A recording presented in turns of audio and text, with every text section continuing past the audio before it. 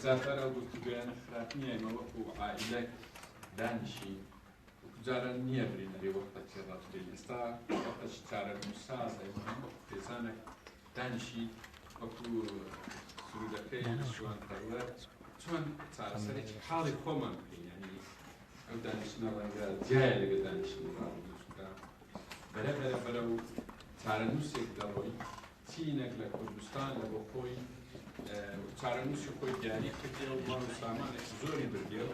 چینێکی زۆر مەحروم بووە و لە داهاتدا مەحروم و مەزلومترش دەبی زۆر بەمە زۆر مەترسیدارتر لەبەرەوەی زۆر پێویستە ئێمە لەو وەزع ئاڵۆزانە ڕێی خۆمان ببینەوە هەر کەسە یعنی چیتر ئەمە گوێ لە خەڵکی تڕوا نەگرین گوێ لە هەندێک کەناڵڕا نەگرین کە هەڵخەڵەتێنی گوێ لە هەندە سەرکردە و ئەوانە ڕا نەگرین چەند ساڵە شتی ناڕاستیمان پێ دەرێن بەرناتی گوێتان لێ بوو چەنددار ئەو کەناڵە ئاسمانیانە باسی ویان دەکرد کە سەردانی سەرکردەک دەبوو لە بۆ وڵاتێک باسی دەوڵەتداری باسی شتی وایان دەکرد خۆش نییە ئەمە ناوی وای لێبنی کە هیچ ئەساسێکی نەبوو لە لەحەزاتی ئەخیری ئەو هەموو سەرکردا وعدی ویاندا کە نەکە کوتیسی بەسەر بێ و نە سنوورەکان دەگیری و نە مەتارەکان تێکەچی کیان گوتگۆ لەگەر بەغداد گوتگۆ لەسەر دوو دراوسێ و نازانم چی دوای هیچی دەرنەچوو ئەنە نایەنە سەر تەلەڤیزیۆنی هەربرین کاتە داوای لێبوردنش بێنە ڕێن هەڵەینە ئەوەی سامیتە لە لایوان ئەوەیە هەتا ئێستا ئەو ماڵ و سامانەی ئەو وڵاتەی دەڕوا یعنی ئەوە وەکوی تەشهیر نییە ئەو سەرکەدەکرێت هەچی دێتە ئەو وڵاتی هەر دڵسۆزەکی دنیای هاتوی تێرە زۆر بە دڵسوزایی گەڕایتەوە دڵی بەو میلەتەی سوتایە کە لەژێر دەسەڵاتێکی وا بەو سەیرەیەکی بیرە نەکردی تا ساڵی 2021 فرۆشی ئەوەندە قەرزاری کەس نەزانی چییە وڵاتە چی بەسەر هاتیە خۆشت دەوڵەمەند پێی بە ئاشکرا ئەوە ئێستا تەحلیل و مناقشات نابی لە بینی مەهاری هەموو ئیشەکان ئەوە هاتێتە سەر ئاسو بەشێک لە میلەت مەحروم کرایە 180 زۆر زۆر عیبە ئەو کەلمیدن زۆر عیبە ئەو 180 دیفاع لە و 120 بکە کە هەموو ماڵ و سامانی بردێ بەڕاستە و خۆیان ناڕاستە خۆ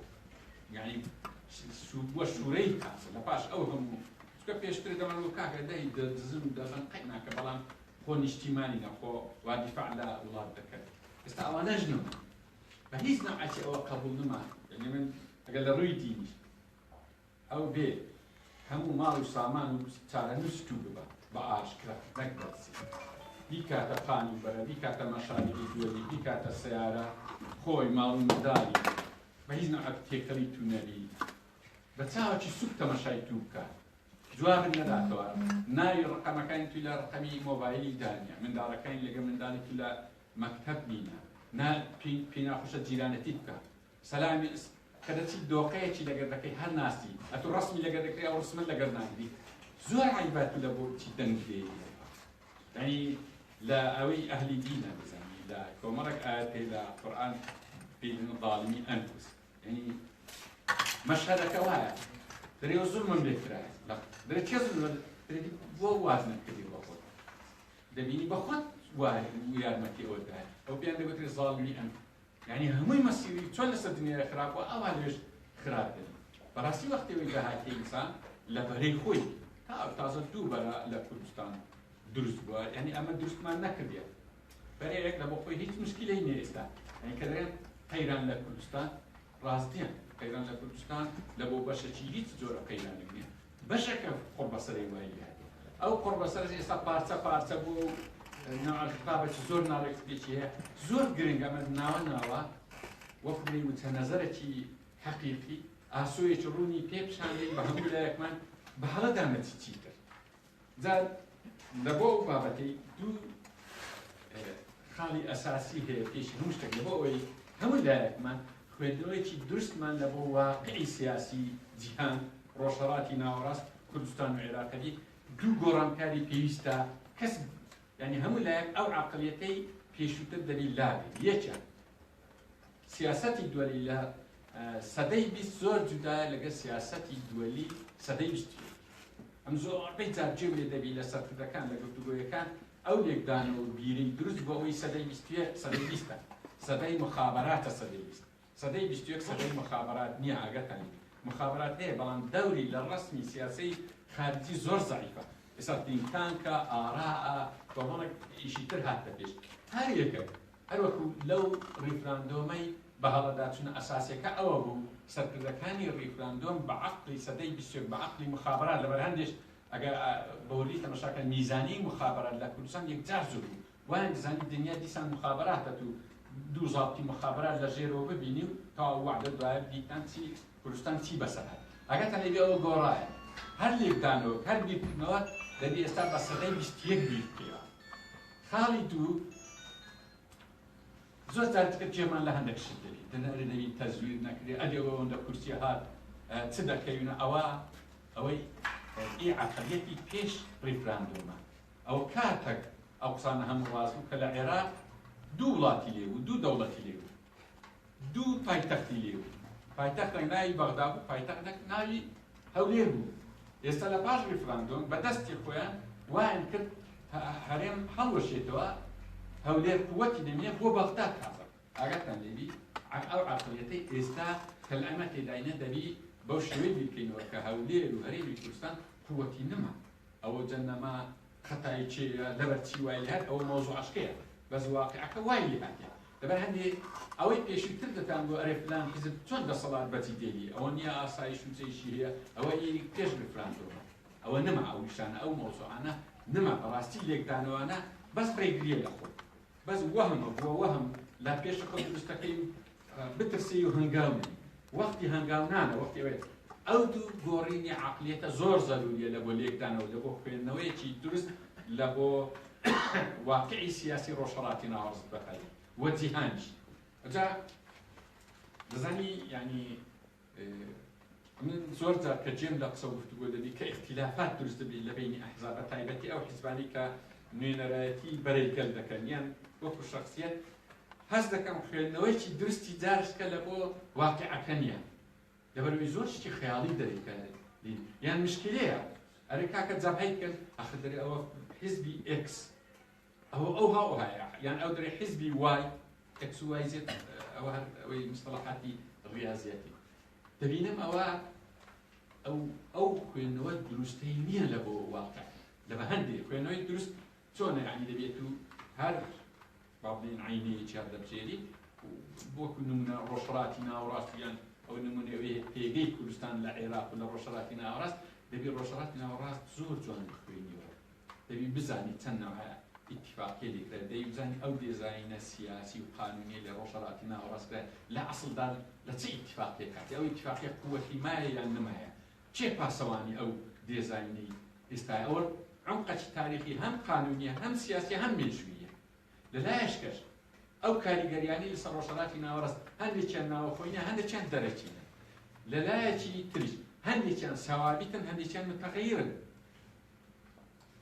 ئەوجا لەوەش لە حەزاتی تاریخی لێ ینی کۆمەڵێک خوێندنەوەی ورد دەبی لە بۆ ئەوی بکەی بزانی ئەتوو ئەو کاتی موقعی خۆت پێگەی خۆت لەوێ ببینیەوە کە دیتەوە ئەجا قووە و تەئسیری خۆت لەوێ چییە چۆنە هەر لەسەر هەمان خوێندنەوە هاوپەیمانی خۆت دەتوانیت دەستنیشەکەیت چکە زۆر جاران بۆ دەستسەکردایەتی کوردی ئێمە تەماشاکەن جاروێ هاوپەیمانی کردێ لەگەشیە وتی ئەوە ئەبەدیە و وایە دوایە پشێمانی تۆ لەگەڵ سونی ئەجارە دوایە جاروێ لەگەڵ قەومیەکان یعنی استراتیجی نییە خوێندنەوەی نییە لەگەر ئەو کزەبایی کە دێت لەگەوی ئەوی لە شەڕانی دەنە شەن دەکەیان لە هەولێر شەن دەنێت لەگەوی دەکەن لێ نازانی ڕەنگە ئەوە زۆر گوناح نەبی لێ نزانی بەڵام دەبی مستەشار بکەی ئەمیم زۆر خراپ بەڵەداچوە ئەوەی استراتیجەتی نەبی وەکو بێ علمی ئیدارەی سیڕەتی نەبی شارەزانەبی ئاوای لێ وەکو ئەوەی لە سەرکردایەتی کورد ئێستا وای لێ ئێستا شاکە دەکەین چی بەسەر هاتێ چ وەزعەتی بەسەر هاتێکە هێشتا تەواو کەشف نەبووە هەر لەبەرەوەشە حیزبی دەسەڵات لە سەرەتادا حەزی لێ بوو بڕەک تەعجیل بکرێ هەڵبژاردن بەڵام دوایی لە ناکاو وتی نە سبەر دەکرێ ڕاست دەکە حەقی ئەو حەزی لێ ئەوەی بەسەریان داهاتە زۆر کەشف نەبێت ئەمەش ناچاری هەشتانەوە حقیقەت ئەوە هیچ حملەیەک نییە، ینی حملەی تەشیع و حملەی ئەو حیزبێ لە بۆ حیزبێ هەموو کەس زانی ئەمە هیچ لایەنێکی سیاسی نیە. بەڵام ئەمە لە کوردستانی هەموو زۆر پێمان خۆشە کوردستان سەرکەوی. هەرچی کوردستان تێکدا چ بە نەزانی چ بەزانی چ لە پێناوی مەسلحەت هێناوی قبول بکەین. لە دوای ڕێفراندۆم وەسعێک بەسەر هەرێمی کوردستان داهات. سەرکردەکانی ڕێفراندۆم ئەوەی ئەم معلومات مەهەمی 5 سەرکردە خرانە لیستی داخران. بە تایبەتی سەرۆکی هەرێم نەک تووشەوەی وە کە مەلەفی دابخرێت لە سەئاستی جیهانی، ئەو معلوماتم دقیق نییە. ئەو مەلەفە داخران دقیقە. تەواو 72 ساعت لەوە داناویتێن دەبی لە ساحی دوورکردن. دوای زۆر حەول تەقەلایەکی زۆریان لەوەدا 48 ساعتیان لەوە درێژ کرۆ تا تەرتیبی وەسفی خۆی ئەویان کرا، چونکە کوردستان بێت چۆن بوو. قەت تەوەقعیان نەکرد ئەو وەسعی ئێستا هاتە پێش ئەو هایەبی. وەکو لە ژوورێکی تاریک پڕی ناوی مەلەفی و ئیشی عیبێبی لە کاتە گلۆپەک پێبی گەلە ناخۆش هەر دەستی خەریک خۆی دەبی ئەوی دادەخۆش دا ناخۆشی 48 ساعتیان داوای درێژکردنەوە کرد، ئەلمیم دوور کردەوە لە ساحی. ئەوە مسۆگەرە، بەڵام ئەوەی تریش بەشش کە لە معلوماتە نازانم چەند ڕاستە دەرێن حەزری سیاسیشی لەسەرکرایە. حەزری سیاسی یعنی نابی ئیشی سیاسی بکە. لەبەر هەندێک دەبی بچی ئیشێکی حیزبی لە پەنایە بکە، ئەوە جودایە. 5 سەرکردنە یەکیان دیارە سەرۆکی هەرێمی پێشتر، بەس ئەوێن کە دقیق نازانن بە تەوەقع دیارە ئەوانەی لە ڕیفراندۆمدا بوون ئەوانە نە، بەڵام وەکو ناوەکانیان پێی گوتم ناوەکە چکەوە ئەو مۆزوعانە دەبی بە دقیق باس بکەین. حەز دەکەم شەرحتان لەبۆ بکەم لە علاقاتی دووەلی مەلەف داخستن معنای چییە؟ معنای ئەوەی نییە خرایە لیستی ڕەش، و معنای ئەوەش نییە خرایەتە لیستی تیرۆر، ئەوە نییە. مەلەف داخستن بە معنای تەعاملی لەگەڵ ناکرێت. جوانەی تەمەنیان هەیە لێ بکانە، هەندێکیان بەبیریان دێ کاتی خۆی ئەو مەلەف داخستنە لە مەجموعە سەرکردەی جیهانی کرد. یەک لەوانە عیدی ئەمین لە ئۆغەندا،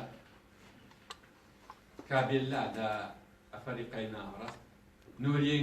نۆرێگا لە سەردەمی جەنەرال نۆرێگا هەموو بۆ بیرکەندێ لە پەناما، دوای قەزافی و سەددامیش. مەلەف داخستنی سەددامی زۆر وێچووی ئەو قەزیی هێرەی کوردستانە. سەددام حوسێن کاویشەی کرد ئەگەر ئەو کاتی ئیستیقالی بدابایە تاو دوو کە تابایە لە سیاسەت وەکو لە بۆی دانرا بوو، نە حیزبی بەعز وای لێداهات نە عێراقیش. زۆر ئەو پیچە بە هێرەی کوردستان دەچی. ئێستا چۆنە؟ ئێستا سەرۆکی هەرێمی پێشووتر کە مەلەفی داخرا لە سەرۆکای هەرێم دووریان کردەوە، بەڵام وەکو حیزب پێناچی ئەو حیزبە بتوانی خۆی لەوی جودا کاتەوە. کەواتە بەقەدەر ئەوە سەرۆکی ئەو حیزبێ ئەو سزایی کە لە بۆ ئەو نەفەرەی هاتیە ئەو حیزبەش دەگرێتەوە. بەقەدەرایەتی تەئسیری ئەوە حیزبەی لەسەر کوردستانیش دەکردەوە سزایەکە. ئەزە دەبی زۆر وربندنەوەی ئێمەش هەرچی دەستکەوت هەبووە لە کوردستان لەوەی هات کە سزای دەوڵەتی بەرامبەرمان دەدرا ئێمەش دەستکراوە. ئێستا عەکس بوویتەوە. ئێستا کوردستان کەوتە ژێر سزا، دەوڵەتانی دەوروبەر کراون. ئەخر ئەوانە ئەو مۆزوعانە بڕێک ئەوەلیاتی ئەمە کات خۆی ئەویش متابعەی چیمەی کردی شارەزای ئەمە زۆر هەول و مانیعەتمان هەبووی کە عێراق لە بەندی حەوت دەرچی. چونکە عێراق کە لە بەندی حەوت بوو سزا درا. ئێمەش دەستمان کراوە بوو، کوردستان زۆر گەشەی کرد بەڕاست. ئێستا عەکس بیتەوە دەیت وەکو وایە ئێمە کەوتوینە فەسڵی حەوت، بەندی حەوت. بەس زەمە دوانێ، بەڵام وەکویە سزایەکە عێراقیش لە بەندی حەوت دەرچووە، کەواتە پێگەی کوردستان زۆر هاتە خوارد. پێگەی کوردستان زۆر بە خەتەری هاتە خوارد. و ئەگەر زۆر بە عاقلانە، زۆر بە مەسلحەتی کوردستانانە لەو هەڵبژاردنانە زۆر وریان نەبین، جارش کە ئەو دەسەڵاتی ئێستا دەبینتەوە ئەمەوە لێرە دانیشتی. هەر وەکو چۆن لەسەر ڕیفراندۆم قسەکانمان کرد و لەسەر نەوت قسەکانمان کرد لەس پێشتر نەکەرم هەڵشت قسەی کرد و ڕاست دەرچوو، ئاوا ڕاست دەرچێ هەرێمیش هەڵدەوەشێتەوە. ئەگە ئەوانە دەرچن ها زۆرتان ئاگەنی. ئەوە وەکوری چارە نووس سازە. ئەوە معنای ئەوە نییە ئێمە دژایەتیوانە دەکەین بە پێچەوانەوە. بەڕای من ئەگەر خەڵکانێکی عاقڵ هەبی سەرکردەکانی کورد تێبینن کاکە وەستان خراپی قەومانە ئەوە وا ببینێنەوە تووشی سزا دەبن، ئەگەری هەیە تووشی دادگایش بێت ڕەنگە ئەو قسە ئەندامی لایەنگەی ئەو حیزبە وەبزانی پێی ناخۆشەوە کاکە چۆن دەگوێت نا ئەسڵەن ئەو یەک لە ڕەحمەتەکانە کە ئەمە باسی دەکەین لە بۆ ئەوەی ئەو سەرکردانە بە خۆیان بێنەوە چیتر ئەوەی نەکرد بێن بە خۆیان بن وەڵی مەحەڵەیەکی زۆر گەورەمان کرد ها ئەو حکم و دەسەڵاتی دەدەینە دەستێکی ئەمین و شارەزا وەبی ئێمەش بپارێزن خۆیان و ئەو میلەتەش تووشی چیتر سزانەوی بەڵام نازم چەندە دەیکەنیان نایکەن لەبەرەوەی دەبی لا هەڵبژاردننی ئەو جارە لە بۆ ئەوی پێگەی کوردستان بگەڕێتەوە دەبی زۆر بە زۆر وریایەکی زۆر ورد نەبێت ئەو دانیشتنی ئێستا هەیە ئەو پەرتەوازی ئێستا هەیە ئەو خطابی ئەمن جێبێتەدی لە حیزبەکان ئەو بەرچاوپەنجیە زەعیفەی لە حیزبەکانی ئۆپۆزیسیۆن دەبینم جاروێ لە بۆ کورسیەک چ دەکەن لە یەکتر هەر تەماشاکەن یعنی ڕاستە ئەمەجێ ڕێزە سێچار حیزبی ئۆپۆزیسیۆن لەبەرەی گەل و میلەت ماون ئەگەر غەڵەتشن بەڵام زۆر کەمە ئەرێ ناگی ئەو کورسە ئێمە دەبی ئەو چارەنووسی کوردستان زۆر گەورەتر لەوەی خۆتوانی پێ لەسەر شێکی کەم زۆر دەبی زەختیان لێ بکری ئەوانە بە خێرایی بەرەیەکی گەورە لە کوردستان دروست چونکە تازە کوردستان بیکە دوو بەرە بەرەیەکی گەندەڵکارانە با سەتا بیست بی هەر ئەوەندەیە ڕەنگە کەمتر قەناعەتم نییە زیاتر بەڵام سەتا هەشتای مەحرومە ئەو سەتا هەشتای چییە؟ ئەو جەماوەرەیە ئەنفالە پێشمەرگە کۆنەکانە پێشمەرگەکانی ئێستایە موچە خۆرانە مامۆستایانن و فەقیر و هەژارانن ئەو سەتا هەشتای تێکتی ئێوە خۆ قەواعیدی ئەو دوو حیزبە دەسەڵاتدارشن یان دەبی ئاگایان لێبی ئەو تەرتیبی هەتا ئێستا ناوی لێنرایە ئەوە حیزبی ئێکسە ئەوە حیزبی زەردە ئەوە حیزبی سوورە ئەوە هیچ ئەساسەکی نەبوو ئەوە بەس وەهەمەکە ئێمەیان پێ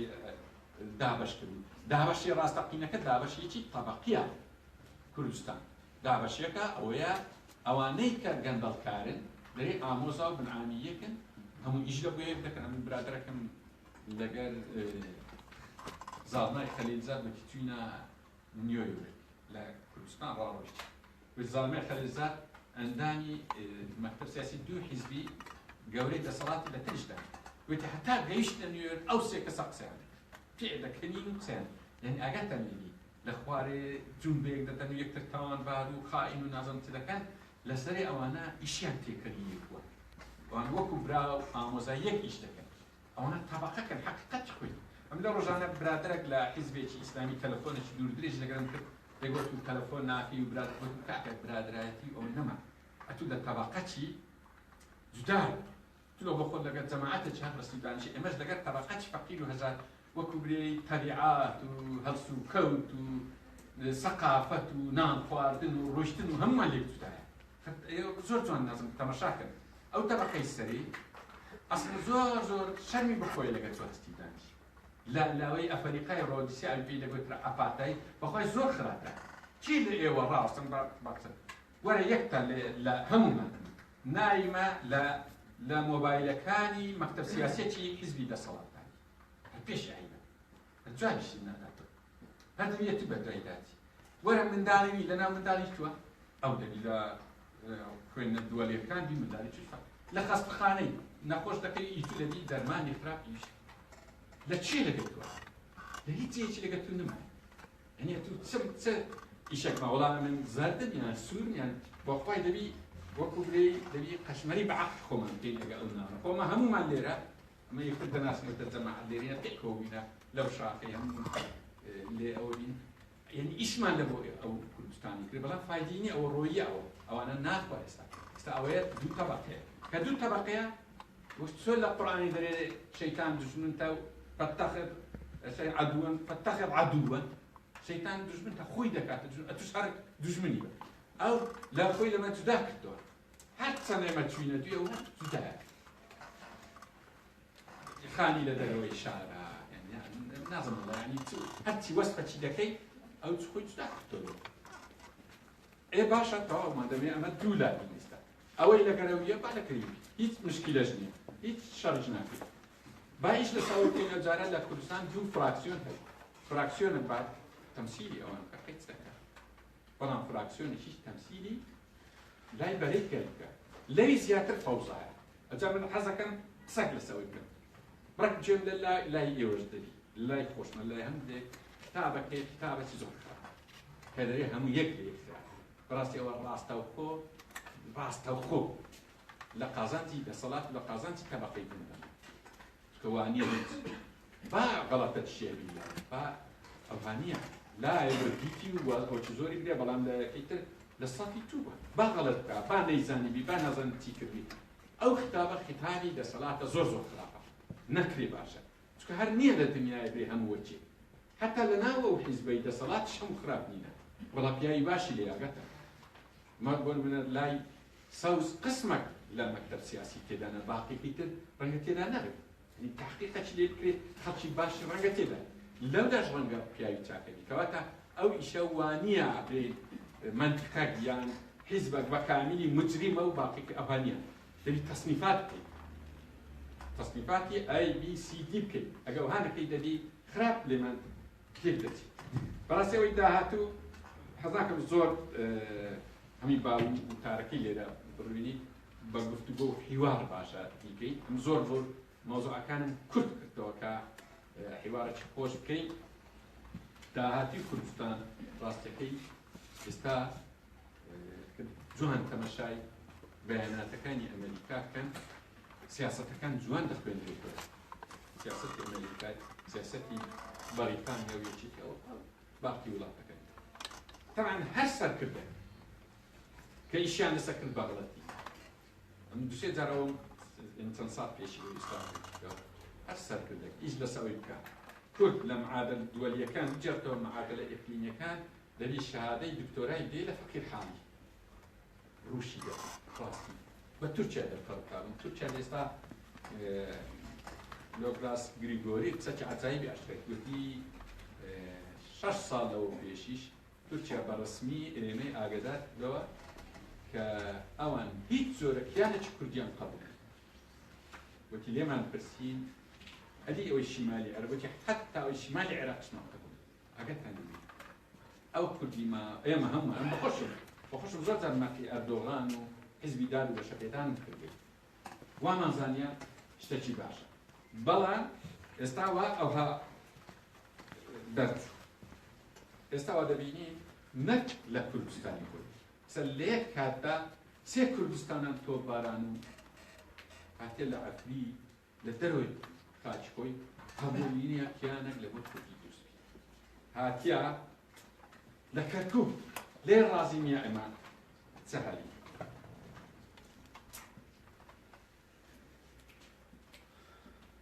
بەڵام الحەمدوللیلا ئەوەی ئەمە لێرە بە چەند سەعاتێکی ئەو هەموو ناو چەمان دۆڕان کە تەواقع دەکرا بدۆڕێ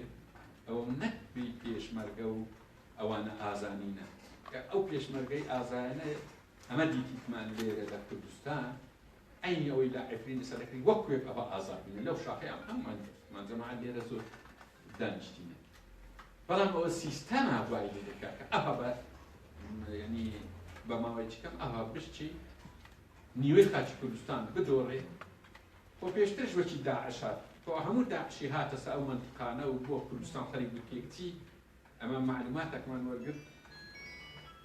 184 داعش باردی وەرە منزومەی دیفاعی کوردستان کە مانگانە بودجەکەی 133 کوڕەکە لە زۆرە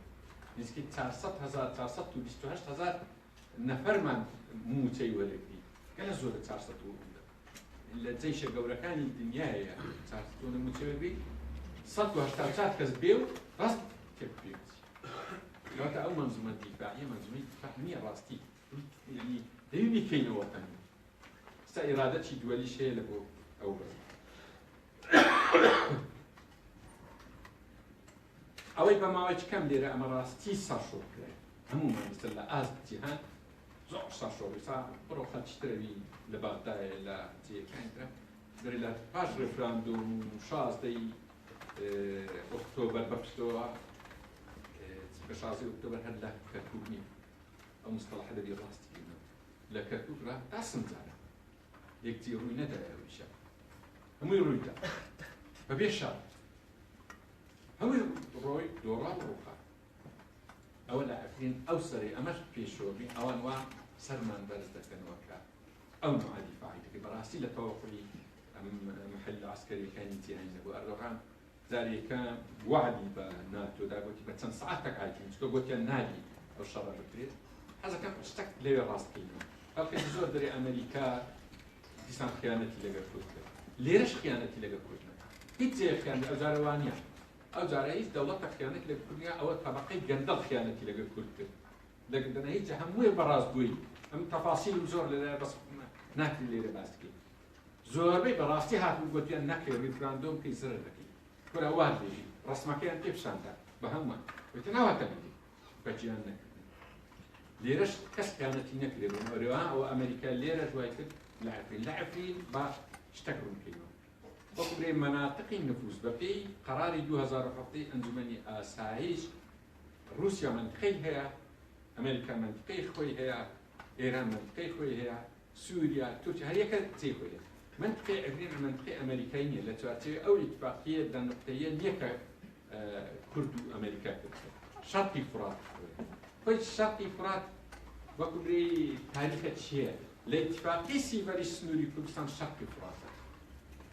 لە فورات ڕاهەتا دەگاتە نزیک وەقتا مادەی 64 سیڤەر ئەوەی لێرە قانون ناسەکەن دەتوانن تەماشایکەنەوە لەوێ ئەو ئیشانە زۆر جار دەگەڕێنەوە سەر ئەوە ئەساسە قانونیان هەرچی عفرینە لە دەرەوەی لە ئایدی رووسیا هەرچی هەیە رووسیا کرد بەڵام ئەردۆغان گوتیم لە چەند سەعاتە کۆتایی بووی وڵایم بەخۆشم چەندی لێکم داوا گوتم ئەگە یەک هەفتە خۆیان پێ ڕاوچیرێ گەلە بەش الحەمدولله ئێستا بۆ چلەمین ڕۆژە و پارەمانیەکەیان لە حەد بەدەرە ئەو قەرارەی ئێستای 2400 یەکی ئەنجومەنی ئاسایش ئەوێش دەگرتەوە چەند ڕۆژشکە شەڕ لێوێش وا دۆستی ئەوانە بەسەرکەوتووی دەردەچن و سەریمە بەرز دەکەنەوە ئینشاءڵڵا ئەو لەو ناحیە دڵنیا بن ئینشاءڵڵا بەڵام تەئسیر لە بۆی ئەمە بەخاڵەکی گرنگ پێ باس ئەگەر لە بینی ئێمە و وەقتا و ڕۆژهەڵاتی ناوەڕاست ئەو دەسەڵاتەی ئێستا ناتوانین تازە دیفاع لە کوردستان کرد تەنها دیفاعی لە شتێک پێ دەکرێت پێی دەکرێت بچی ڕجا و تکایەکی کە نەدرێ نەدادگا چکە نێزیکەی چل مەلەف هەیە لەسەر شخصیاتی دەسەڵات مەلەفی زۆر خەتەرشێ مەلەفی نەفت هەیە مەلەفی کوردن هەیە مەلەفی کیلۆر هەیە مەلەف گەلە زۆر دەتوان دیفاعێک لەوەی بکەن وە دەتوان وا هەروە کردویانە دەتوان دیفاعی لەو پارە و پول و سامانەی دەرەوە ئەم نەوجارە برادەر لە مفاوەزاتەکەی بەشدار بوو عوسمان غانمی ڕێزاتەکان ئاشکای بوو وەڵا وەفتی کوردی داوایان لەمە کرد ئەو پارەی لە دەرێ باز نەکەن ئەوەی شەخسی نییە ئی حیزبە و پێویست ناکە بازکەن ئەمە ئەگەر ئەوانەمان لە بۆ جێبەجێ بکەن ئەمەش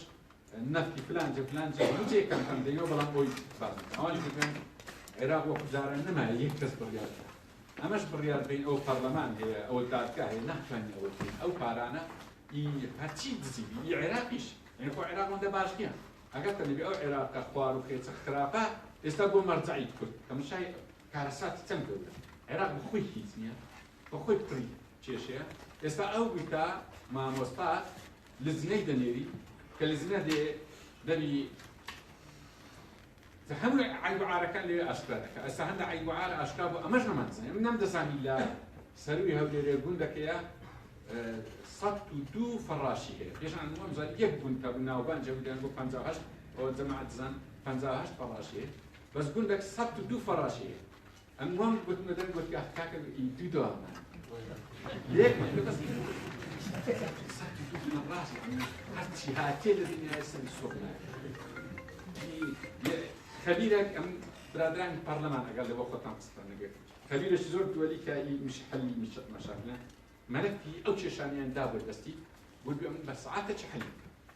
هاد برش مشاكل وزوري كمشاكل وكل بدوي زوق غلط تشكل ساعات طيبة مو أو شو بلام سبيني إن شاء الله الوطن شو رو سبيني هاد بدي كاك أنت بدو دفتر النقد كلا وطن حل كم قلت هاد دو دفتر أنا بس وازن لي أو نحل ناي أو هيك كسر ئەوەی لە کوردستانە گوتی نەمدیە لای لویسی شازدەمیش کە خێزانەکەی مەشهورە کە مزارەترا گوتی خێزانەکەی گوتی چیان دەوێ ئەوانە گوتن ئەوە برسێتی گوتی چ زۆرە کێ کوشیرێ با کێ کوشیرێ یعنی ئەوەندە دوور بوو لە خەڵکی فەقیر و فەقارەت ئەو ئاجا گوتی حکمی کوردی ئەواش نییە یعنی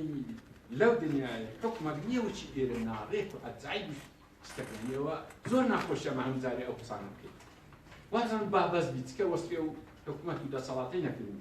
باسی چارەسەری بکەین ئەگە چارەسەر نەبی ئەوانە ئەو کوردستانێکی دۆڕێنن ناچارن تەنها دەتوانن لە مقاومەت دیفاع لە خۆیان بکەن کێشەی گەورە چییە؟ کێشەی گەورەیە ئەو حیزبانی دەسەڵات بەرامبەریش بەڵام نەتە حەملە لەسەریان چکەوەنەوە دەکاوەتبار نینە باش پێیان ناکرێ و فەراغی پڕکەمە نایەن بەرەیەکی بەخێرایی بکەن کە زۆر زۆر بوتە زەروری زە ئەگەر پێشترێ لە پێناوی عەدالەت و تەبەقی و ترسی گەندەڵی و ئەوانە پێویست بوون ئێستا لە بۆ وەطنیەتیش پێویستە بەخێرایی ئەگەر ئەوەی نەکەن چکە دەسەڵاتیش ئیستیقلالی سێکی هەبێت حەزی لێیە ئەوانە غاڵب و مەغلوب مفاوەزە لە بینی سەرکەوتو و شکستپاڵ زۆر زۆر خۆشە لەبەر هەندێ ئەوانیش مماتەڵە دەکەن حەزیان لێیە دەسەڵاتێکی شکستپاڵی لەبەر دەمیان و هەروە بکەنی پەنجەیان ئەوە لێرە بستنە بەغدایە بەڵام ئەگە بەرەیەکی بە قووەت دروست بی هەموو لای پاڵپشتیان بکەین و خەڵکێکی پاک بچکە کۆتایی قسەکان دەوێت درێ نەزم نەدرێ 7 دەقەمانە دەدەرێ 5007 دەقەمان 5007 دەقەمان باشە وەزع لە کوردستان هێشتان تاو وەکو بێئومێد نەبی ئێستا بەڵام بەو وەسفە دەستێکی ئەمین و شارەزا دروستکەین لە کوردستان ئەو ئابووری کوردستان ئیسان چادەتەوە لە بارکی میلەتی کورد دەتوانین 5 میلەتی کەس بخەین دەتوانین هەر چاپاتی کوردستانی بەخێ بکەین بەس بە اقتصادی خوارد خۆمە چکە یەکجار زۆرە ئەلحەمدولillah داهاتەکەی ئەوەندە زۆرە بەس ئیدارەکی جوان نەبوو لەبەر هەندێک دەرم دەستێکی ئەمین شارەزا ئەگە شارەزاز بی خوێندنەوەکی زۆر جوانی واقعی جیان بکە مەجالی ئیشکردن زۆر هەیە کە دەسەڵاتی بەغدا شیعەن ئەم بەخۆتان زان زۆرکم لە حەملە لەسەر مەزاهیبەوەانە ئەوە نییە بەڵام حەقیقەتە کردن شیعە لە شەڕ و سەر ئەقەلیەتە لە عالەمیش ئەقەلیەتە دوژمنی گەلە زۆرە ناتوانی بێفریرە ناتوانی ئێمە داگیرکە هیچ هەڕەشە نییە ئەمە بەخێرایی ئەنزیمەکی جوان دروست بێت کە ئێستا ئیرادەکی دەولیش هەیە ئیرادەی دەولی هەیە دەرێ کاکە چیت حیزب نابی چەکداری هەیە نابی ئاسایشی هەیە و دەستوری عێراقیش وە بە قانونی ئەحزابی کوردستان جوایە هەندێکی کۆتایی بۆی بین دەبی نابی پێشمەرگە و ئەوەی بکەینە دیری بەردەستی مەسئولە نازم وڵا لێرە وایە لە هەولێرە وایە لە هەولێرێ کابرا خانیشی هەیە 1000 مەترە ماڵ و منداڵ و هەموو لێرە پێشمەرگەی ببیتە چێ لە پێش دەکەی 10 مەتر لەولای شوێنێکی کردەوە لەولای ئی تاجیە ئەو لایەشی ئی پێشمەرگەی حەزە وێرانە ئەوە ئەو بەو چاوی تەمەشای پێشمەرگەی دەمانوێت پێشمەرگە جارشکە ئەو کەرامەتە گەورەی خۆی بجەڕێتەوە چی جارە ملکی هیچ شخصێک نەبی ملکی هیچ حیزبەت نەبی ملکی کوردستان بی ئەوە وەکو دەستوری عێراقیش و قانونی ئەحزابی کوردستان و ئیرادەی دەولیشی لەسەرە ئەگە ئەوەی نەکەین ئەو جارە ڕەنگە تەعامل نابێت چکە ئێستا سەرسەرەوە ئەو مساعدات و ئەو ڕووە و ئیتیجای بێشتر لە پێشمەرگەوە دەستا لای عێراق ئەگەر تەنلیبی ئەگەوانە ئەجاوانە هەموو مەجال هەیە و کاتی با حیزبی دەسەڵاتی با هەبی چەند کورسی لەوە خۆی دەینی کەیف خۆدە هەر دەبێت خەریتەکی ئەخیری کورسیەکانتان بۆ باس بکەم کە چی لێری ئەو جارە هەندێکتان دەزان ڕەنگە هەندێکتان دەزان زۆربەی ئامارەکانی جیهانی ئەمریکی بەریتانی هەتا ئێران کردی هەندێکیش ئەحزابەکان بەخۆشن ئەم جارێک باسم کرد لازم ئەلێرە بوو نازم لە چی بوو زۆر پیان ناخۆش بوو بە تەلەفۆن پێشتر من گوتیان ئەو چۆن زان گوتم لان بڕن بەخۆتان بڕن گوتیان ئەخ بخۆ لە بۆ ئاشقایی نێت نەتان بۆ ئاشقایی دوواد نیکە نەفیان کردەوە گوتیان وان نیە گوتیان ئەوە هیچ وان نیە ئێستا ئەوەی خۆیتیان ئەوە هەموو یەک نەتیجە نەتیجەکە بۆ شێوە حیزبی دەسەڵات هەردوو حیزب 20 کورسیان هاتە خوارد هەتا ئێستا و بەرەو خوارشە ئێستا گۆڕان 22 کورسیە هاوپەیمانی 10 کورسیە ئی یەکگرت و هاتە خوارد ئی کۆمەڵ بڕێک بەسەر کەوتووە ئی نەوەی نوێ 4 کورسیە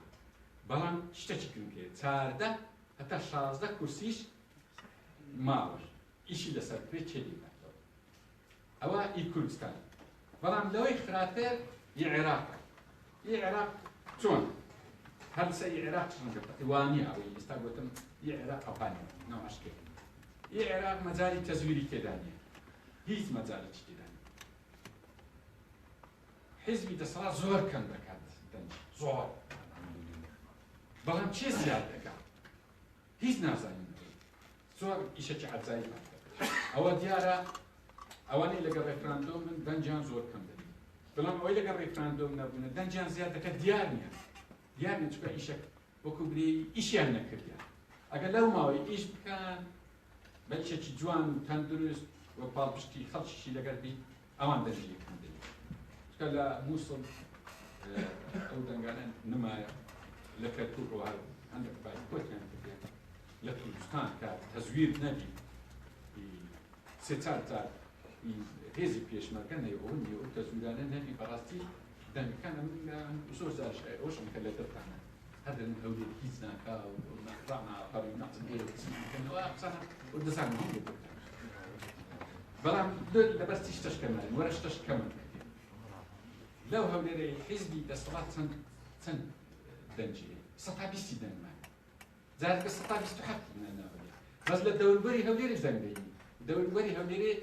تەزویرە ئێمە چ بکەین خۆ بە هەمولایەکی ڕناکەین ئەوەیە ینی کەواتە ئیشکرایە بەڵام ئێوە دەکانەوە ڕاپەڕێنێکی گەورەکە ڕێنادە جای چۆنە ئەسڵ خۆپیشاندان ئەوە چی دیموکراسی کە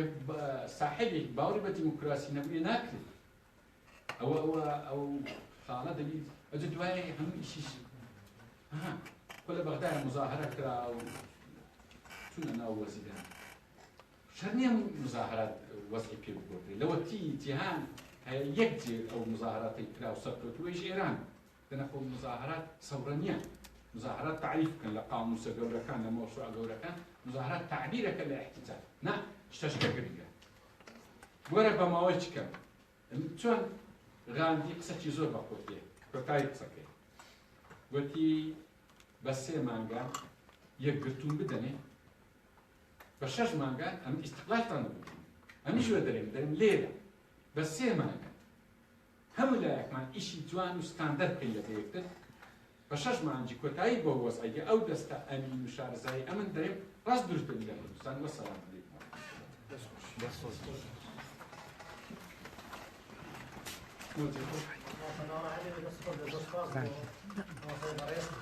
دخلتي جدا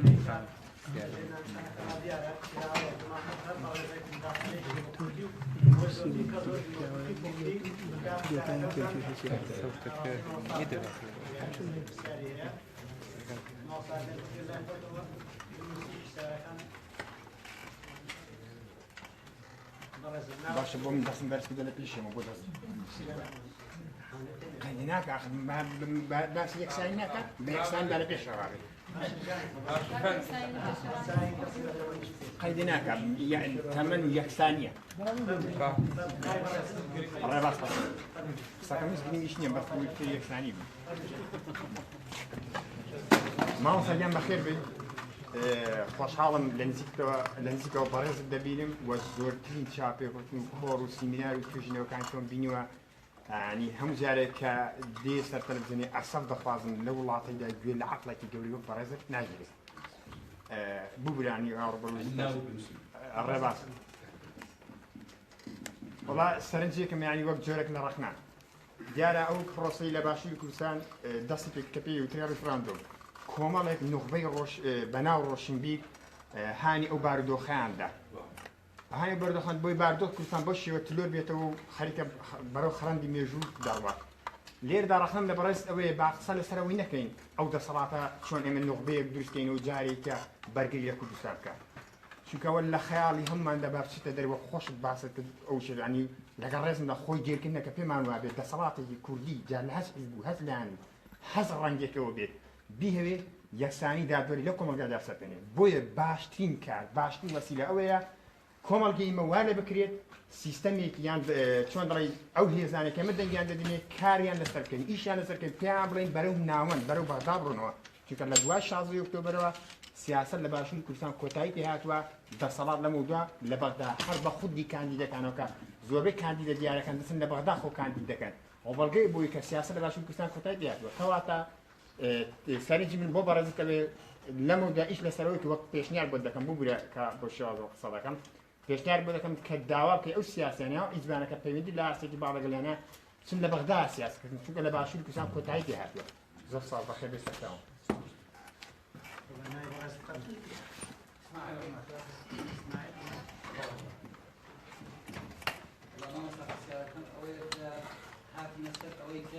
إلا بجسارة هالجارنا لهالجارني برلماني كردستان دار ضمانة كثير بويك الزاري في كرد الصلاة دريقي فوضى دريقي كرسي كوتاكان دريقي رادس لكدني بالصلاة لحاوتي دوراني جدا ضمانة كثير أو دفكين لا باش ما لا بيسالي واش لا احساني ولا لا وجان لا بارك صلاح سياركم هي داني بو جواز بيمديكم بوي قبلي مامتاي برس وقت هادري تماشاك يعني كانك شي دخل قد لنا ويا رجال يعني بيم باشا برستان كسياتيكي روشنبي ومن جويكي باك كلو سرو هاتون وتيجيشتم لواقع وتيجيشتم لنامشكا بيويسرت بين يعني رولي كاديري ببينين كار كان بو يعني شون ياري كبكين يعني وكو باس في دميسا يعني تيبيكين فلادوين بو اوي ساكينيو بو بليك بيويسا برسان بينا فيش لوي كرولكي جولوت ديال لاركي كي جشتيدا كتصب كان كرين يعني الربازي او رجاء بنت كل بيويسي بي يعني بين باشا يعني وقت شون يعني بلا النبي بلا النبي عم نقلي برس عم بو نعم فيش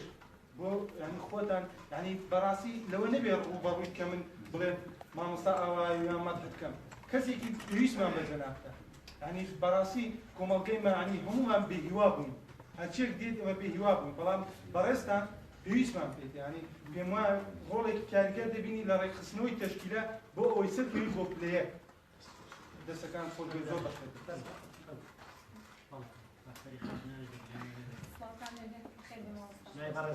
السؤال عبد الرحمن خلاتني تكمل كبشت بين باش بولا درجة سكنت يكشتم بس يعني بوجهك البراسي أوي كمشكلة كردستان بتعبتيش يعني دبركي إما بتعبت كرافرين لرسالي هلا وزوجي كردات وزوج شتهم ما نعقداري أوي دولتين كشيء كردستان أو بكشار كردات ما كردتها فلاني أو بتمني من نبي يعني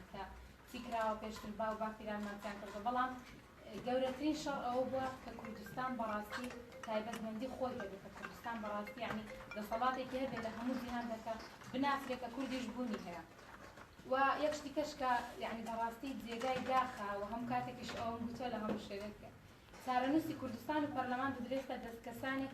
كبراسي قابلة أوني يعني وقال هو كان برلمان خوتور هم شو أنا قدري الرجال طرق ملاتي كان تبيتان أو دبينين يعني وتا بداخل كسر كان دي ذكرك استاير نمونيك يعني بو كساني كخويان كان دكتور كبنيازي أول له بجار مكان يعني دن بين ليرة دار مش الجولة أو بدنا يعني وتا لكورة لكوبنيك لزوربة سالك كان استازور كذبينهم كان دكتور كذا كان يدبين لفيسبوك يعني تيم سيرة من رجل لرجال لاني بشك لو برزانه من يام بيني بين لهاش بينك هل نبي يبدو برادر من ليرة كذبان لزوربة سالك كان باش دارين كده بابا براستي كمالا كمان كان دين من سالكيات نبيني بسالكم براسي يعني أوزي بيدا وبوبنا مع الله حزب كان مش بين وانا هم يعني يكشل كذا كذيانة كاتوا أو كذا صلاتي هبي أو كسروا بكهاش تبي بمواد سايل أخواري خوينيا وهذا كأوان لو كيو برزة خلط ببتو كده بينازن خلط الأخوار وآم بشير دبينه بين باش إن شاء الله هم حزبك هم حزبك كم براسي بلان هو لان قريت حزبك جنب تاعي هم يبني من الزهنة هل هم يشتغل بس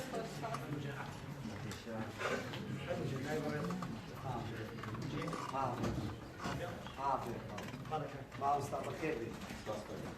ما أستاذ وين تبين كلون دي واقع أكد باسكت أون دخل النوام ميجي ولا كان أبو لدي وشيء يعني ما ده بيشتغل بزاين بيعني بينزي سير بيعني لراني ويا جرافرين دەبێ خۆمان فیو نەدەین پێمان وابی یەکێتی و پارتی شۆڕشیان کردووە و ئیتر گەلی کورد ڕاپەڕیوە و سەدامی تێپەڕاندووە ئەو مەعادلەی کە هاتەکایەوە پەیوەندی بە کۆمەڵک گۆڕانکاری ئیقلیمی بوونەوە تولیاک ئیلە لە ئاخیر شتێک دروست بووناویان لێنا هەرێمی کوردستان هەمووشمان ئەزانین هێلی 36 و ئەنجەرلیک کە دانرا ئەگەر ئەمە بووین ڕاپەڕینمان کرد ئەمەش بووین پاش دوومان جێومان لە حدودی ئێرانێک وەسەلام ئەمەوێ بڵێم یەکێتی و پارتی نوێنەرایەتی ناسیۆنالیزمی خێڵەچەکە ناسیۆنالیزمی خێڵەچی لە شێخ مەحموودیەوە درێژە بیتەوە بڕۆ مێژووی شێخ مەحموودە خوێنیەوە ئەوەندەی شەڕ لەگەڵ هەمەوەند و عەشیرەتی جاف و ئیلە لەئاخیر بێز بە دیوەک لە دیوەکان بێز دەوەیەکەوە بڵێەوە شۆڕشەک بووە بۆ نەجاتی چمکۆخانی شکار قازی محەممەد لە کاتی ڕووخاندا بنیادەکەی بخوێنەوە عەشیرەتەکان چ ڕۆڵەکە جێڕن لە دروستبوونی کۆمار و دواتریش ڕووخانی هەتا ئەگاتە ئیمە و شۆڕشی ئەیوبی مەلا مستەفاش هەموومان نەزانین لە کۆیە و ڕانێ کۆمەڵک ئاغا بەهۆی ئەوەی عەبدولکەریم قاسمی ئیسلاحی زراعی کرایەوە سەلام شۆڕشیان کردێ کورتی و پوختی ئەوەیە ئەو ناسوور دەبێ بڵێن کورد چییە ئێستا هەم لەگەڵەوە ژدانیمە و گوتارێک کە پێمان وایە یەکێتی پارتی ئاوت بکەین ئیتر ئەو وڵاتە بیتە شامی شەریف و هەموو شتەکان چارەسەرە بن بۆ ئایا ئەو گوتارەی لە باشووری کوردستان هەیە گوتاری یەکێتی پارتی تێپەڕاندووە شتێکی جیاوازی پێەوە لە دۆخەچیدا کە باسی ئەفرینت کرد دۆخی پەکەکە حەڕەکەی ئاپۆچی تەواو حەڕەکەکی جیاوازە لەو حەڕەکای بە درێژایی مێژووی کورد هەبووە دابڕانەکە لە مێژووی کووردە بۆ کورد شتێک نییە لە مێژوودا هەبی ئاپۆدێ کورد دروست دەکا ئەو حەڕەکە جارەچکە نەتەوە بنیادەنێتەوە نەتەوە نییە پێمان وابی لە مێژووە و باب و باپیرە و زۆرم گۆت ئەوەندەی کورد دەکەم ئەوزانم بە خۆماگان لە خۆیان بەڵک زۆر ئیشەکە کورتی ئەمەوێت چ بڵێ جارش کە پێمان وابی ئەو هەرێمە نەجاتە بیتەوە ئەو گوتارە عەرەب و تورک و فارسیش ئەو ناسیۆنالیزمە خێڵەچێ کە برەویان پێدا مەسڵ تونس فڵان هەموو دەرئەنجامی شکستی ئەو گوتارەیە خەتیش ئەو گوتارە ڕاز نابیتەوە بە نەزەڕی من ئیتر زۆرە لە کەلیمەی یەکەم تێگەیشت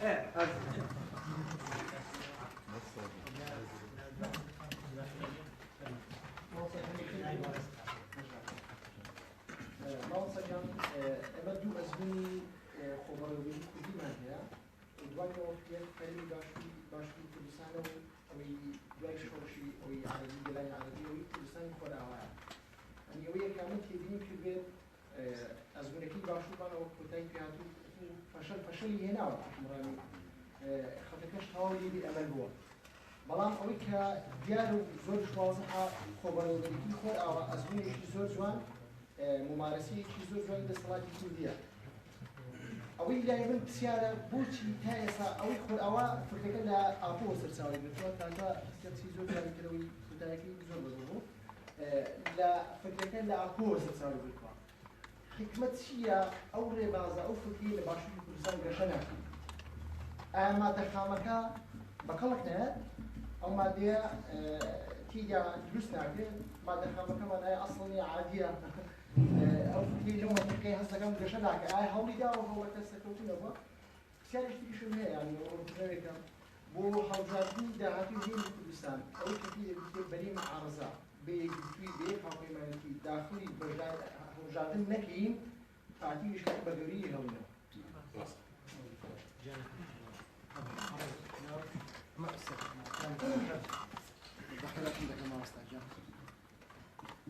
وڵام من ئەگەر لەوە دەست پێ بکەم لەبەر ئەوەی ئێستاوە جێگای کورد لە گۆڕانکاریەکاندا بەڵام قسەکانی جەناب زیاتر لە چوارچەوەی عێراق و ئەزموونی خۆماندا ئەوە بوو کە ئەمە لەگەڵ عنوانەکە تێکی نەدەکردەوە زۆر بۆیە ئەمە زیاتر تەوەرەکەی تۆ لەسەر عێراق و لەسەروانە کەمێک چوویتە سەر ئەفرینەوەی شەرق و ئینێکی ئەوەیە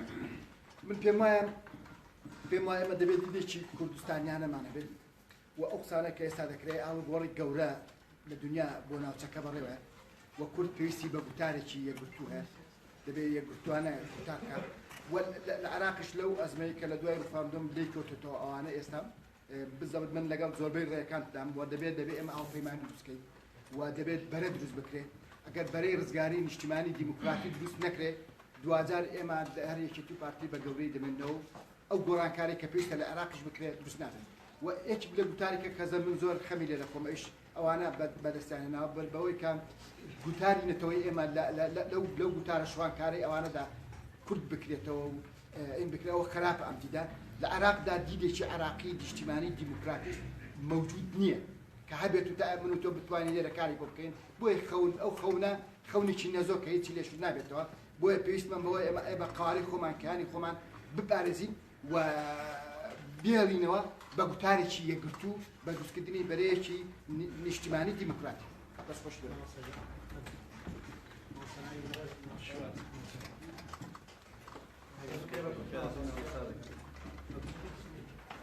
دیارەتارێکیش دەستخۆشی لێ دەکەم بۆی کە خۆدان پیانە لە مەڵبەندی کۆمەڵ کاتە کۆڕێک لەسەر مەسەلەی داعش و تازە گەشتی بە ناوچەکانیەوە دیارەتم داعش بە سەردەماندا سوپای شاری لە ساکی بەڵام گۆڕینی ڕوویاتی بەرامبەر ئەردۆغان و تووشی ئەوە نیشانەوەیە ئەمان ئەو گۆڕانکاریانە لەسەر ئاسی دیمینی وەرگی بەرامبەر ئەردۆغان و تووشیایە کەواتە ئەم گۆڕانکاریانە دەبێت بسێ دەرگای تر بۆکەم بۆ گفتوگۆ بۆی کە کاڵەتی توانین لە هاوکێشەکانی ڕۆژهەڵاتی ناوەڕاست و جێگەی لەکوێ لەوانە بۆچی کورد تووشە بەرامبەر بە کورد لە هەموو سەردەمەکاندا لە سەدەی بیستیش ئەوەی کە بوو بەرامبەر لە بەردەم کووردا و گەشتن بە مافەکانی خۆدا تووشە ئێستا سەدەی 21 هەمان ئەو گرفتە هاتووە تووش مەسەلە دروستکردنەوەی سەڵتەنەتی عوسمانی و ناوچانەی کەوتون لەژێر دەسەڵاتەوە لەلایەن شتێت لە ئەم ناوچانێکی پیان ڕۆژهەڵات تەنها سووریا و عێراق و ناوچەکانی کوردستان نیە بە شێوەیەکی گشتی کە بڵێن ڕۆژهەڵاتی ناوەڕاست سنوورەتی فراواندا لەو سنوورەدا لەوانەیە کۆمەڵێک کێشەی گەورەتر هەبن لەوانەیە قوبڕس لەوانە جۆلان لەوانە کێشەی قودس بەڵام بۆچی هیچیان بەقەت کورد ئەم کاریگەریان لە ڕۆژهەڵاتی ناوەڕاست لەم ناوچانەدا دروست نەکرد پێم وایە کاریگەری کوردە لە ئەم هاوکێشەیەدا بۆیە لە سووریا و لە عێراق لەم ناوچانەدا زیاتر گەرمترە و گۆڕانکاری گەورەتر ئەوەیان باسی پەیوەندی ئەمریکا لەگەڵ تووشە پێش 91 تووشە کە سەرڕمی ئەمریکا لە ڕۆژهەڵاتی ناوەڕاست بەرامبەر بە یەکێتی سۆڤێتی دوای ڕۆژانەوەیەکی سۆڤێت بە تایبەتیش دوای ڕێکەوتنی ئیسرائیل و تووشە لەم ناوچانەدا هەموو ئەمانە لە ئێستادا لە خۆناغەشی دانیشتوان ڕێکەوتنی رووسیا و ئێران و تووشە دەمانگەێنێ بەکوێ و ئەمریکا بەرامبەر بە تووشە و ئیسرائیل بەرامبەر بە تووشە دەستخۆش بوو.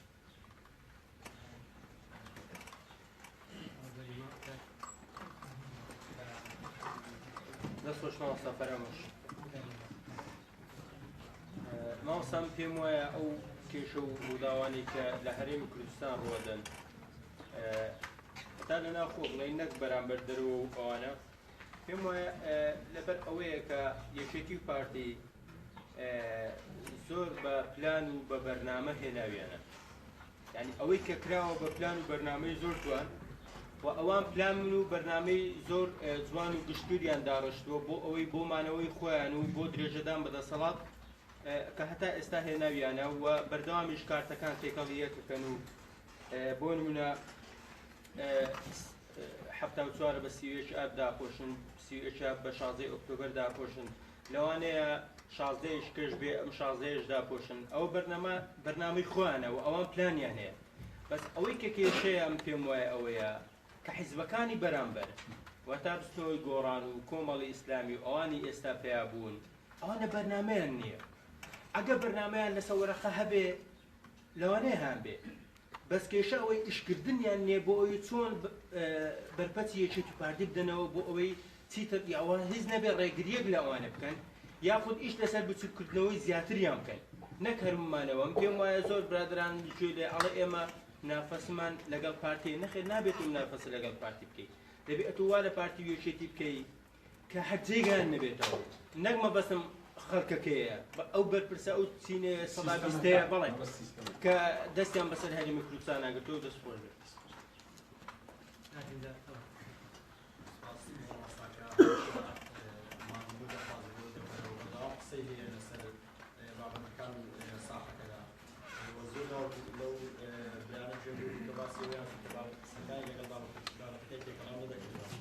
تاوەکو چارەیەکی نەبێت لەسەر تەرازودا چێژ ناکات کەواتە تاوەکو کوردستان یەک دروست نەکات لەناو خۆیدا دروستە بێت چۆن لە ڕۆژهەڵاتی ناوەڕاستدا جێگەی هەبێت کەواتە پێویستە سەرەتا باس لە دروستبوونی کورد بکەین بۆ ئەوەی جێگەی بێدا ڕۆژهەڵاتی ناوەڕاستدا ئەوە سادۆ باسی گۆڕانکاری دەکرێت ئێمە لە سەرەتای 2011 کۆتاییەکانی 2017 کۆتایی سەرەتای 2018 کۆمەڵە خۆپیشاندانمان بینی کە زۆر بەڕێوەبردیانیان بوو بەڵام دەسەڵات دیسان پێشەوی خستە ناو خۆپیشاندانەکان و هاوارمان نەکەی بەی شوێنی باس لە ئابژار بوون دەکەین سێ لایەنەکە تووشی لەگەڵ بنین بە هەموویان تقریبەن نیوەی دەسەڵاتیان کورسی هێنا بەڵام بینیمان بەهێزێکی عەسکەری ڕەوانەوەی ماڵیان ماڵەوە کرد و نزیکەی ساڵێک لە ماڵ ئەوجا ئەوردە و دەدەستیان کرد بە کێشانە واز هێنان و ئیستیقالەدان ئەوەمانە بەڵام پێویست نیە ئێمە بەدەل لە دەنگدان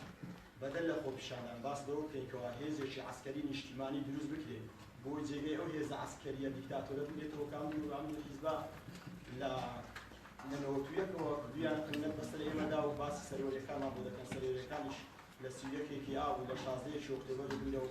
مامەستا فەرامۆش باسی دیسان 16 ئۆکتۆبەری کە دێت و بزی دەکەت و دیسان بە خۆمان دەبێت بە خۆمان دەفرێشێتەوە دەست خۆی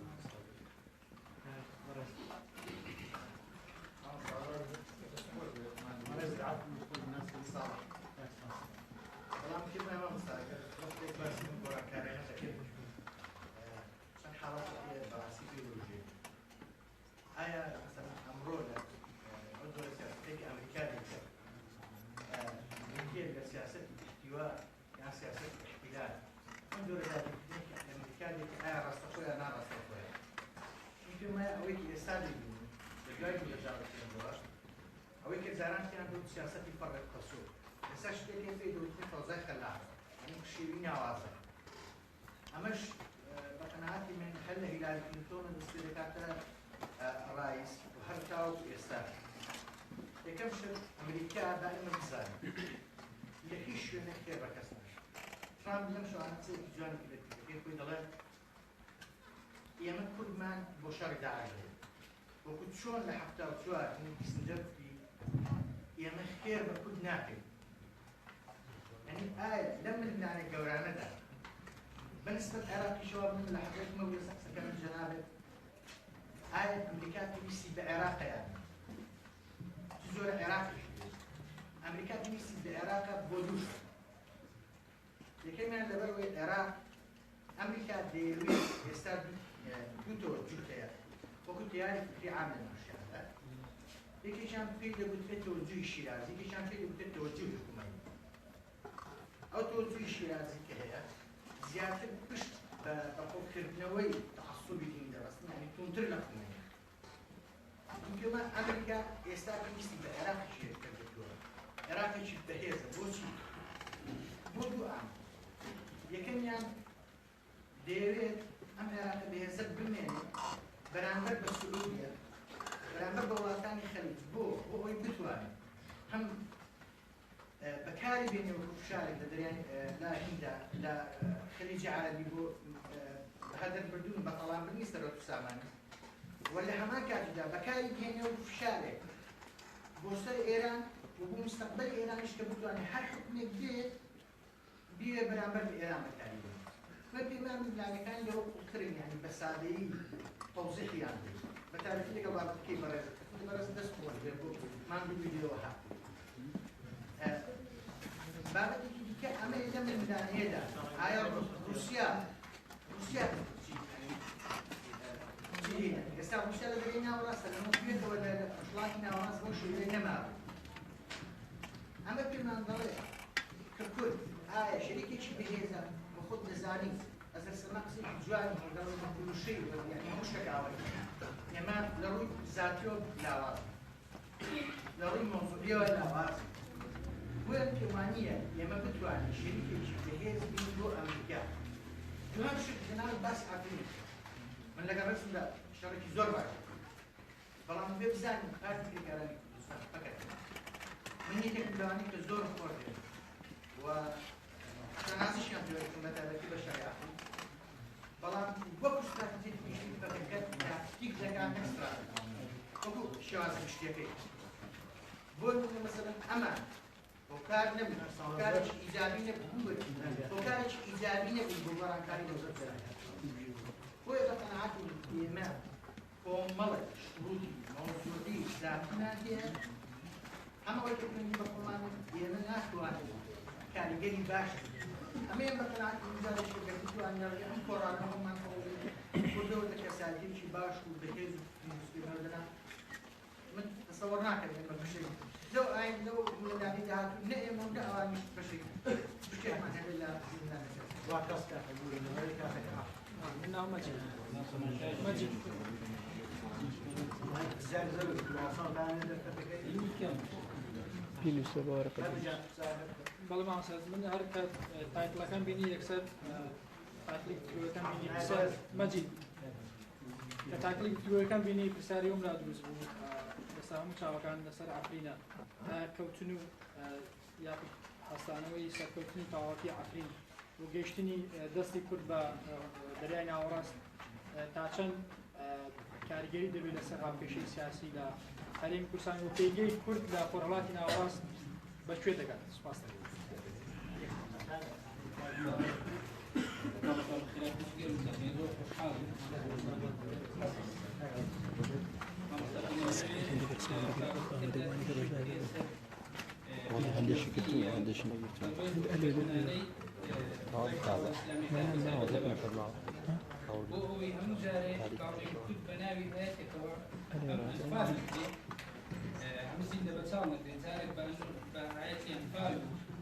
زارك بفتحه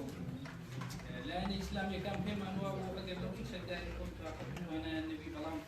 لو بالبرزان وين يعني تقدر رول بهستريا يعني هيت رول يعني نبو بلام بالحقيقة كملته شيء ظالمي زوردار ديوي ملتك لنا هو شد مشكلة يعني براستي والله كان وندشر من أنا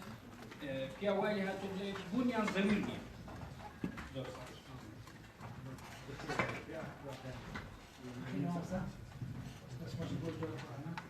لاني بسرعة كذي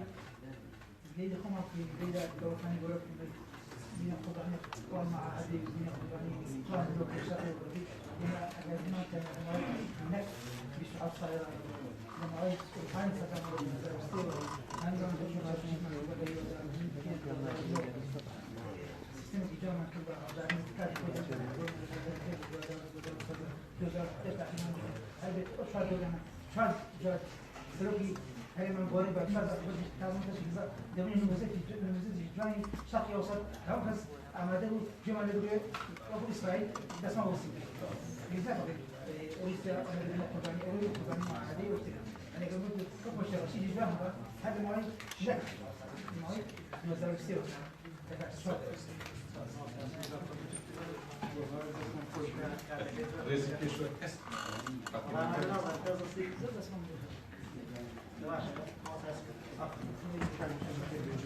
والله بلاد لنا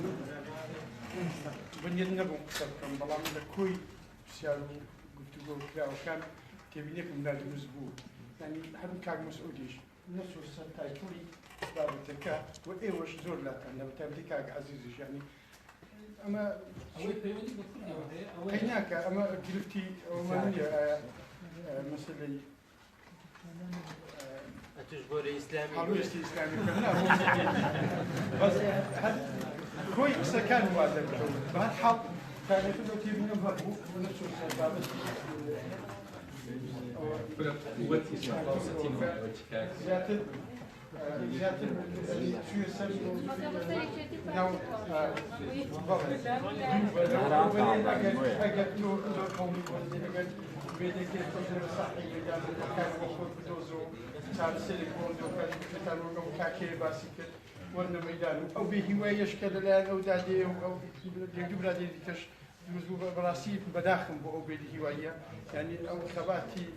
ديمقراطي وخباتي مدني درشكان ندبي هولي بوفتين ودو دكوراكان جزكين أو كاك مسؤول باسكت بدقدان دبي أجدنا كمانيا بشوازي زين عفوا كبهواية لإمي أفرد بتعرف من الرانجي خم مقصود زين لتبي ليه هم من ليه رمز بهم فيها كان بلا براسي من في خوش بهري كان خزان تنخش خطان لقلبه براس يعني أو خصين أو جوانو يعني بس دي لزوج في مكان يوم حد ما توصلش لدرجة كويسة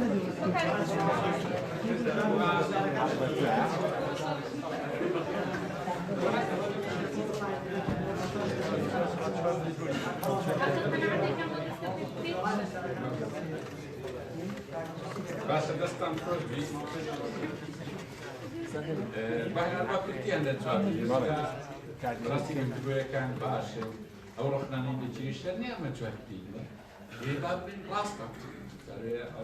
ساو ڕۆخنە زۆر جیراکە کەم چینە ناوەیە وەڵا ڕاستە لە دەگیری ڕاستە ئیمە لە کوردستان فێر ئەوەی نا ئیلا پینەی دەبووە کەس نەڕێن هیچ غەڵەت یعنی ئەوە ئێستانە ئاساییە زۆر بێ زۆری ڕاستەوانە شتێ گفتگوی لەسەر لەبارەی بەرەو بەغدا دوو ئیتجاه هەبوو ئەو مامۆستا ڕۆی کە ئەو مطلقاً گوتی نەچنەوە کە ڕێباز گوتی چینەوە بەغدا ڕەنگە قۆناغی ئێستا تازە وای لێ هات تازە هەولێر قووەتی نما بەغدا بەخۆر لەو قۆناغی ڕەنگ بەڵام لە کۆتاییدا ئەمە نابی ئاگاداری ئەوەی بین بەغدا لە کۆتاییدا باب و باپیریمان کۆتایی دەبینی ئەو هەر لەوەش ڕەبتی دەکەینەوە بە ڕەئی ئەو برادرانە و کاکە مامۆستا و ئەوانە لەبارەی قەومی نەتەوای ناشۆنالیزم خۆی ناشۆنالیزم دەجی خۆی زۆر پەسەند نییە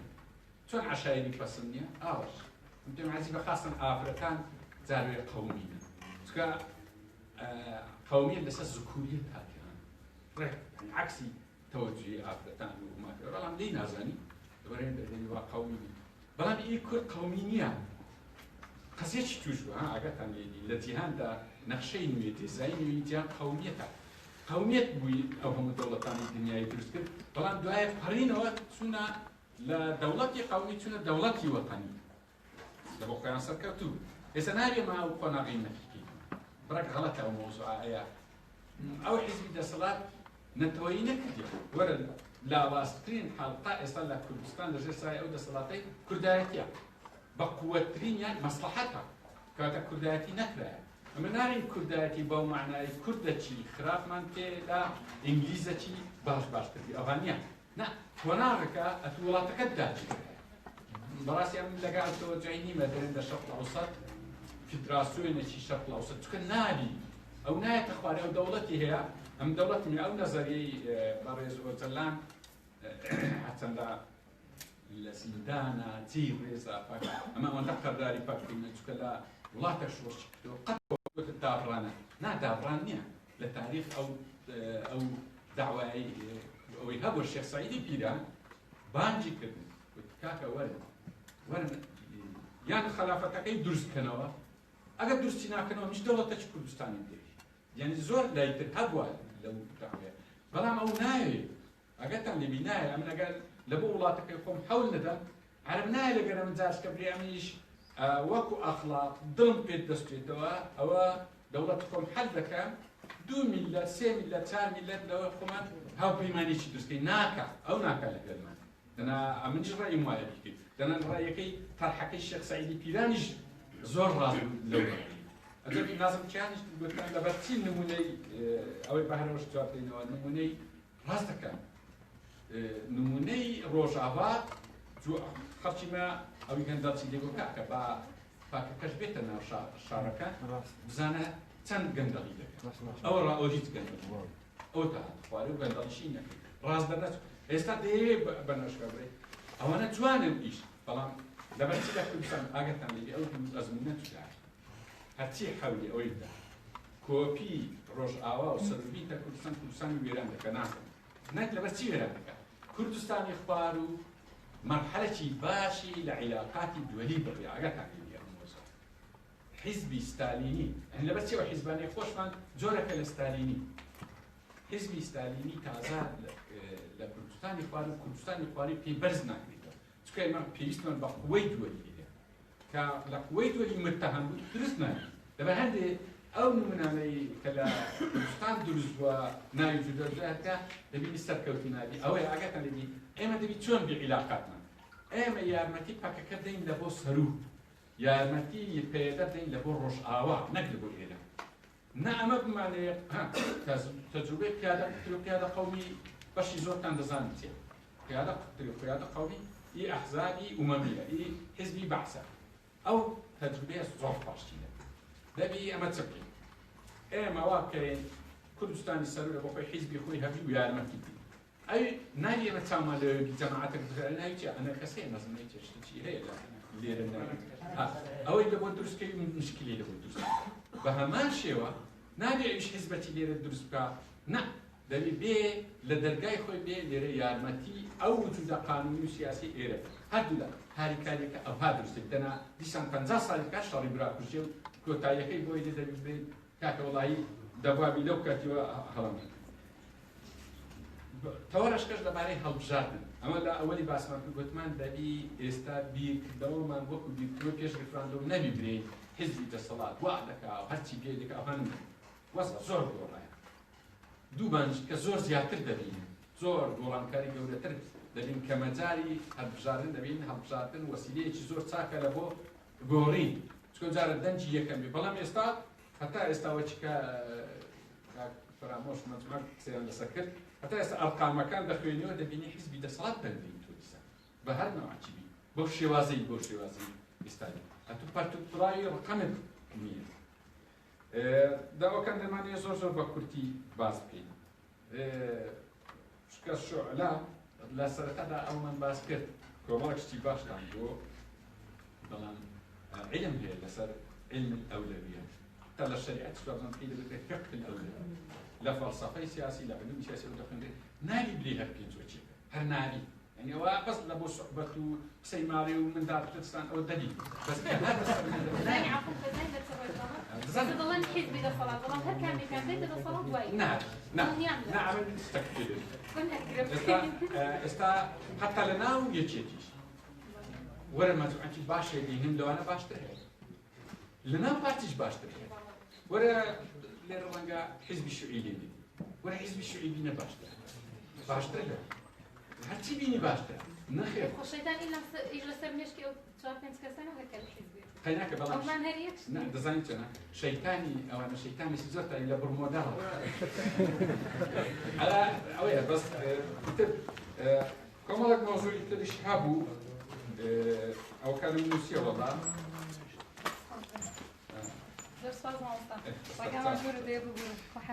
لبالي تركيا كمالك أو رنجة كواري أخيرش مان بي زيرة شيء دصلات أو أنا أم تقول نية دصلات بس لبو مان زيرة بس لهم زي شيء دوري فلان برا ما كت اشتك مانيو كاك وش قلتي ورنا ميداني يعني ناس نتكلم والله راسك أجد ميداني بعث أستوزار زور راسي كي بعث أتوت كشف كم دنا يعني كان قلتم لبو أبجار موديستو بس ورا من أوهم قصة قلت له إذا كإستا أجزنا ليرة يعني بيعمل أو هذا لا يتشام له